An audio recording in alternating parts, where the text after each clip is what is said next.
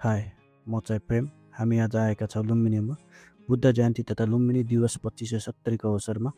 आजको दिन यहाँको वातावरण फरक महसुस हुन्छ। शान्ति, श्रद्धा र आध्यात्मिक ऊर्जाले भरिएको लुम्बिनी, जहाँ भगवान बुद्धको जन्म भएको थियो, आज अझ विशेष बनेको छ।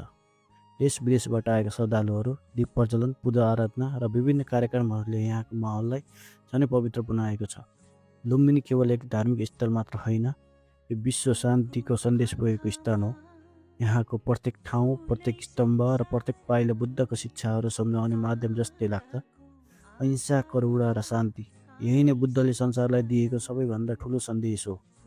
आज हामी यहाँ घुम्दै गर्दा मायादेवी मन्दिर, अशोक स्तम्भ र शान्ति बगैँचाहरूले मनलाई एकदमै शान्त बनाइदिन्छ। यस्तो ठाउँमा आउँदा लाग्छ जीवनका धेरै प्रश्नहरूको उत्तर यही शान्त वातावरणभित्र लुकेको छ। बुद्ध जयन्ती यस पावन अवसरमा हामी सबैले बुद्धका शिक्षाहरूलाई जीवनमा अपनाउने प्रयास गरौँ। सानो भए पनि सकारात्मक परिवर्तन आफैबाट सुरु गरौँ, किनकि साँचो शान्ति बाहिर होइन, हाम्रो भित्रबाट सुरु हुन्छ। लुम्बिनी दिवसको हार्दिक शुभकामना। धन्यवाद।